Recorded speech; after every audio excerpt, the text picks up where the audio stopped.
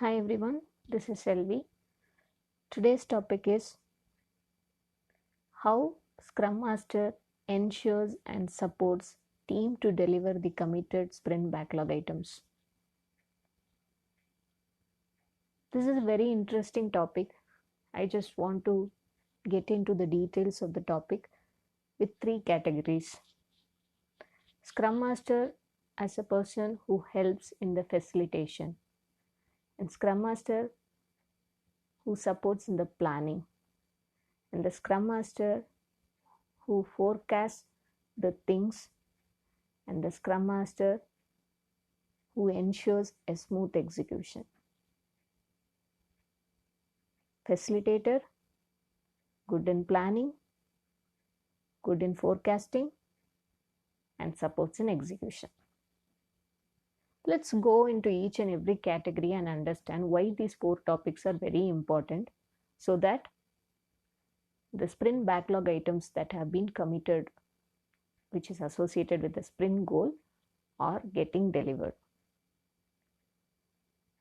But we are going to talk about sprint execution. Then why are we talking about facilitation, planning, and all those things, right? Yeah, there is a big relation. So we need to understand that relation. It is not only if we are doing things very perfectly during the execution, things will go smooth.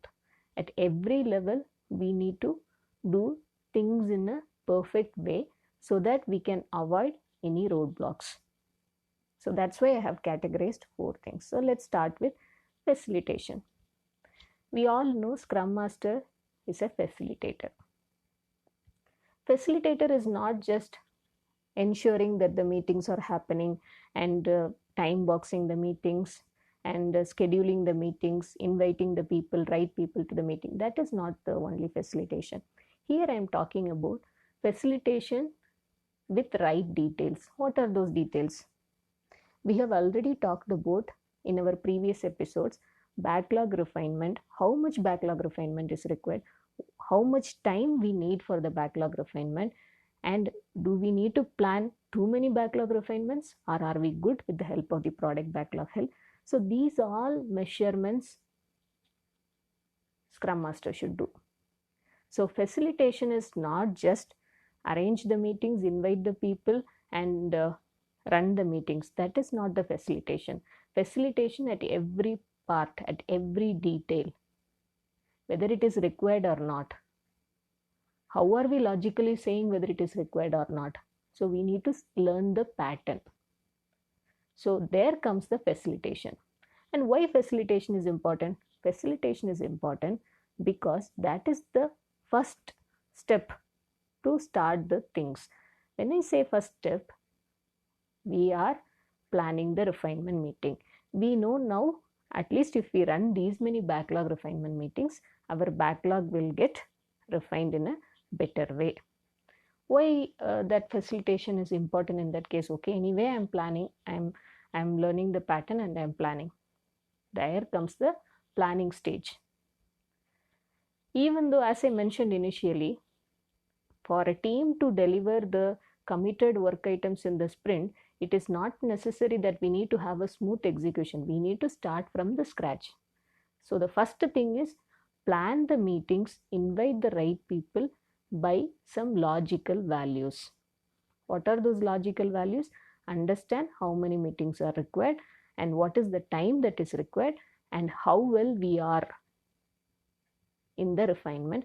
All those things a Scrum Master should learn. It is not only with the backlog refinement, it is also with daily stand-up meeting. How to run in a very effective way the stand-up meeting is also very important. It should not be a status meeting. That is the wrong information we generally get. It is just sharing my status, what I have done, what I am planning to do. No, we will be doing a separate episode on daily stand-up. That's in our upcoming episodes, but I'm just going to give some small information at least about the daily stand-up. It is not a status meeting, it is more a collaborative meeting where I need support, where someone else can support me. When I say that I am going to work on something, someone else would have experienced the same kind of thing with a different thing and they would have learned something. How to implement that, reuse that learning. Those all things should happen in the stand-up meeting. It is not at all a status meeting. So this all facilitation, how to run the refinement meeting, how to run the daily stand-up meeting, even though these all things are not owned by Scrum Master, Scrum Master should be a very good facilitator here to have all these meetings in the right rhythm. So the first thing is facilitation.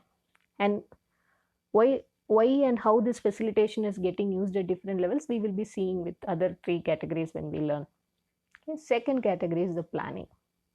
Why planning is very important? Let's talk about before sprint planning, the refinement meeting. Refinement meeting is very important. From there itself we can learn and we can reduce half of our roadblocks. Not even half, more than half. How? We need to very sincerely track the dependencies and risk. During the execution, sprint execution, why teams fail to deliver the planned work items? Because they face some kind of problem.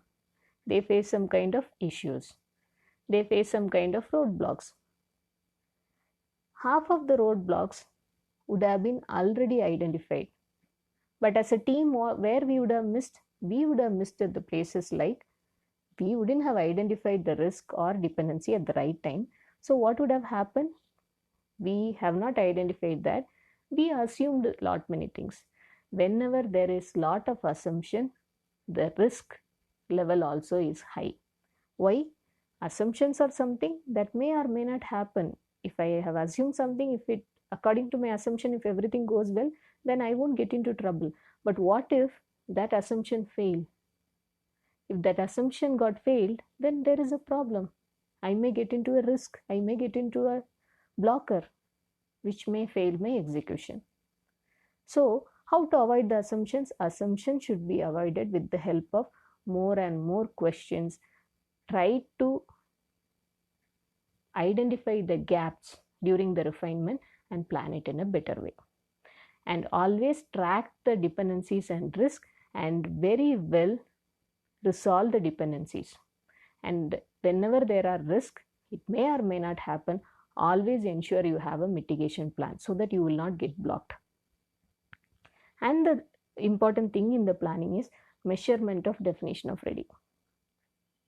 When we are measuring the definition of ready, it gives lot of value. We have already seen in our previous episode how to measure the definition of ready.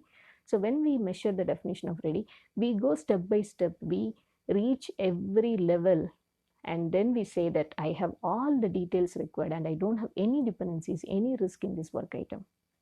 So if we do all these things, more than 90% of our unpredictable things are resolved. We don't have any kind of things that may end up suddenly. For predictable things, that is easy. Unpredictable things, we need to do all this work. We need to identify the risk. We need to identify the dependency, because these all things we cannot predict very well. We need to put some effort, right? Those effort are these efforts. We need to fill the gaps. We need to measure the definition of ready. We need to be clear with what we are going to work. Do not carry out any assumption. So when we do all these things, the advantage is we are more than 90% clearing all the roadblocks that may come during our sprint execution. So these all things are taken care. During sprint planning, we are still in the planning category, right? In the sprint planning, Scrum Master should act as a very good supportive person in planning. Sometimes what happens, teams, they actually with so much of enthusiasm, they used to pull so many stories. Someone need to be a gatekeeper and say that, please, as per our history, let's not take too many items. Let's plan the items in a better way, right? So now here the advantage is someone is actually having a study from the pattern, from the history, what is the average velocity of the team, what is the current capacity of the team. So these details help us, the team, to know where they need to break, where they need to stop pulling the things into the sprint backlog. Who is going to play that role? Scrum Master is going to play the role. So now we talked about how well we can facilitate, how well we can plan as a Scrum Master. Now coming to the part of execution support. Before execution support, we need to learn one more thing: how well we can forecast. I talked about velocity and capacity. As velocity, we all know the forecast, it helps in the forecast. A Scrum Master should be able to forecast the things of the team. How is it possible? It is possible. You should learn things from the pattern. Always don't go with a single sprint, because that particular sprint you don't know whether you really have picked the complex items, or is it a mix of complex and easy items, or is it a work item full of work items that is something like a cakewalk for the team. We don't know. So anytime, do not pick a particular sprint and learn something. Always go through a pattern, understand the pattern. Okay, so this is how my team flows. Always prepare the sprint backlog according to that. How to prepare that? First thing, do not anytime plan 100% capacity. At least initially. At least if it is for a new team, definite no. The reason is, you should always keep a buffer.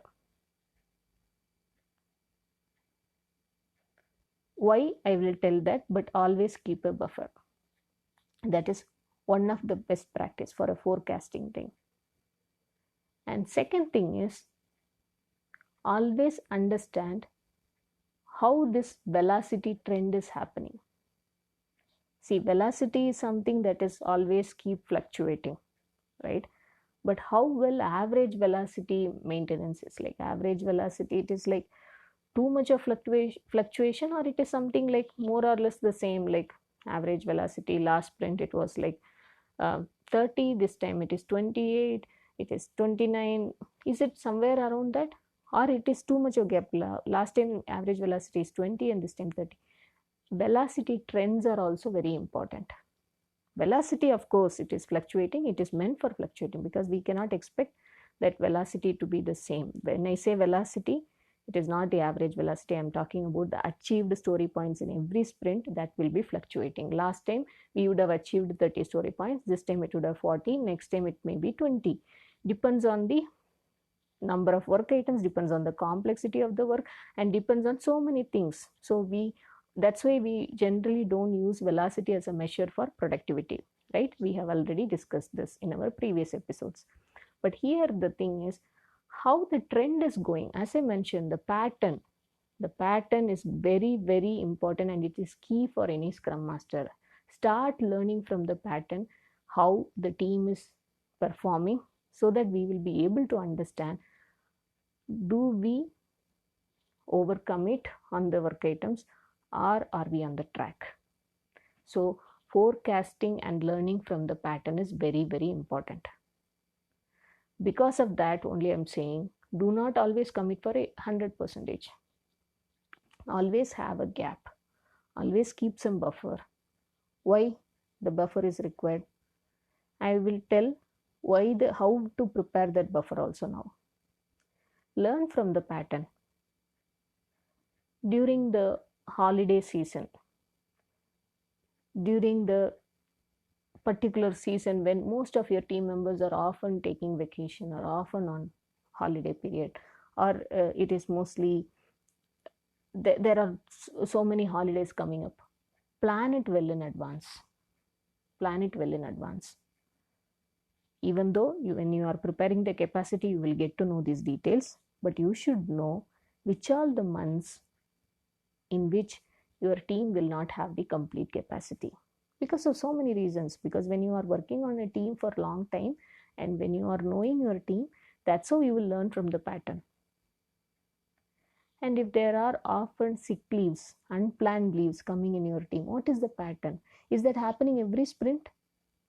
And because of that, every sprint you are unable to deliver the committed work items? What is the percentage?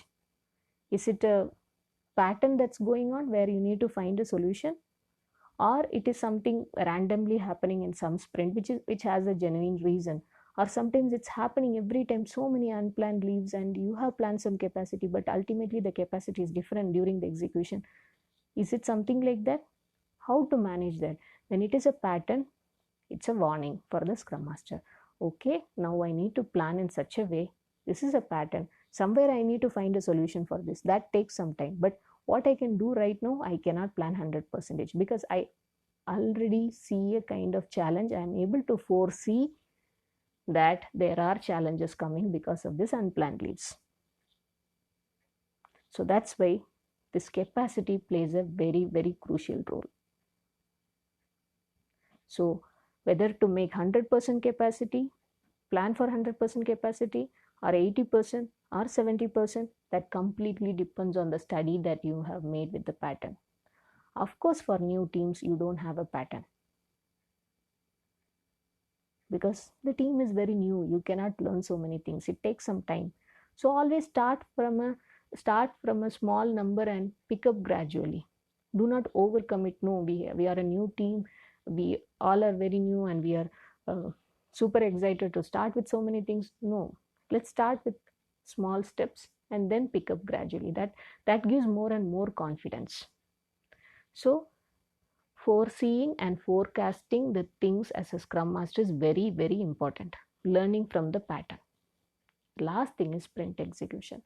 We have already discussed about wonderful best practices that we can follow in the sprint execution, which ultimately helps the team, and from Scrum Master how to encourage that and how to do that in the team. Two things I want to specifically call out in this episode. One is, as a Scrum Master, we should unblock the things and we should see some things are going to come. It should not be like a kind of like, okay, let it come and then I react. No, it should be always a preventive mechanism. You should prevent teams from any kind of challenges. The challenges can be a blocker. You know how to foresee that early, and you should be in a position to unblock it before even team realizes that. And the second thing is, take the control of the scope. When I say take the control of the scope, we have not discussed about scope and scope changes. It will be coming as a separate episode. But what is scope? The commitment that we have made for the sprint, that is called as a sprint scope. I have told I will do this at the end of the sprint. That's the scope. But if product owners keep changing the scope, how are you going to achieve your goal? So as a Scrum Master, now you need to protect your team from the scope changes. You should be very well aware of what is happening as part of scope change.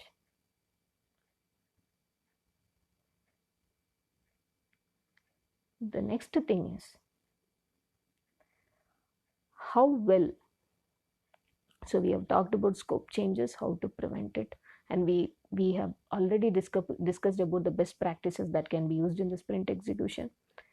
And the very, very important thing is how well we are going to track and monitor the sprint execution. What is that? As a Scrum Master, it is very important day-to-day basis, not like, okay, 5 days or 6th day or 7th day, let me go and check whether it is done or not. No. Be on top of each and everything at day-to-day basis, because even if we miss a day, there are chances we may not be able to deliver all the committed work items. But how to be on that tracking and monitoring? What are the best practices? There are many.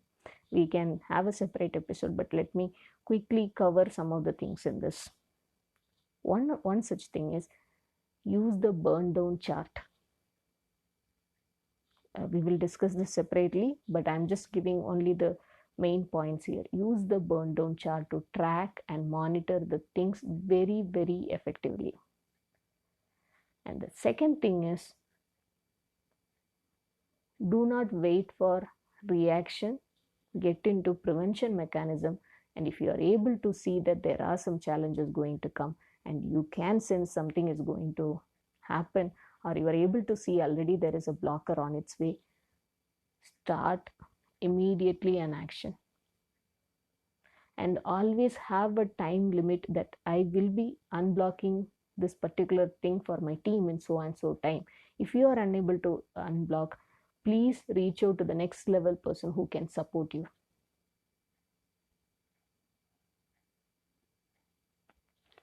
And we already discussed about scope changes. Of course, we are following Agile. We are open to accept the changes. We are open in welcoming the changes. But there is always, we cannot compromise on the scope. Always, like for example, if you have a vessel and it can fill with certain things, for example, it can hold 1 kilogram of a substance, it can hold only 1 kilogram, right? If you want to add something 100 gram more, you need to take 100 grams from that vessel. Then only you can fit this.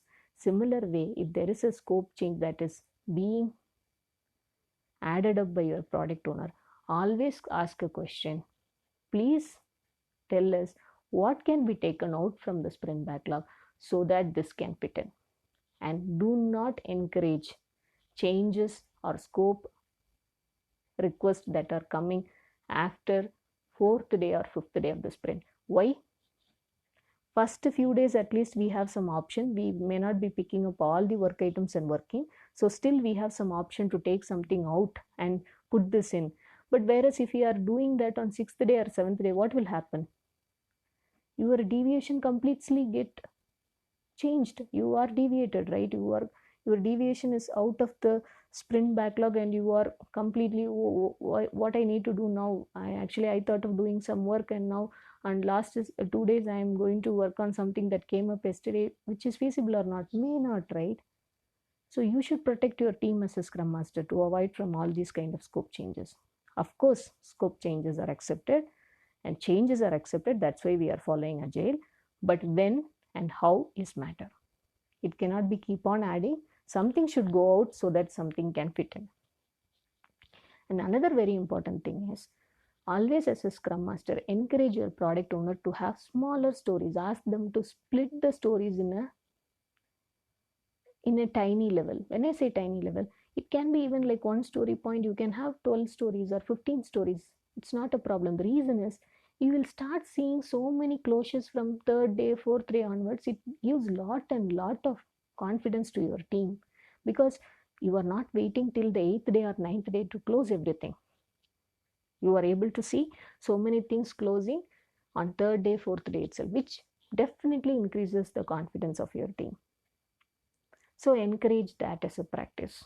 As a scrum master, you can share this best practice to your product owner and see the changes that's coming up. And the best practices, of course, for the sprint execution, we have already discussed in our previous episode. I request you all to just visit that as well if you have not listened to it. So in a nutshell, I just want to bring certain things as a conclusion. As a scrum master, what are the things that you can do so that your team will be able to deliver what they have planned in the sprint backlog? First thing is, even though it is a sprint execution related question and topic, but we should be very well aware from the day one, that is from the backlog refinement, things will start and slowly move into planning phase and then getting into the execution phase. So as a scrum master, you should be a very good facilitator. At the same time, you should be able to foresee the things that are going to come on your way in a very well manner. That itself will solve most of the problems. And when it comes to planning, measure the DOR. And when you are planning the sprint, please take care of the capacity and velocity. And when using the capacity, ensure that how much percentage I need to keep it as a buffer or a gap. It's okay, you can plan only 80%, 90%. How to do that? That should come from a logic value that you should learn from the patterns. So now then comes to the execution part. Scope changes, how to avoid it. Split the stories and use the best practices of the sprint execution. These all things will definitely help. These all things, as a Scrum Master, we should help and support our team. And definitely these all things help them to unblock the things if it comes on its way. But if we have done a very well planning and we have not assumed anything, we are clear on all the things, then there are lot of chances that we will not get into any kind of blockers. So that's the reason, to avoid 90% of the blockers, we need to be really focusing from day one. That is how to facilitate, how to plan it, how to foresee the challenges, and then your execution is very simple, because you will not face any kind of challenges, any kind of uncertainties, because all your unpredictable things also you are able to manage it over there, because you have not taken any assumptions. Then unpredictions are very rare, and other predictable things you have already taken care, so it won't be a problem at all. Do the real effort to manage that. What may not come also, you should be able to catch it, so that you will not face all those things as kind of blocker during your execution. I hope this episode would have helped many of you. Thanks everyone for listening. Happy learning and stay tuned.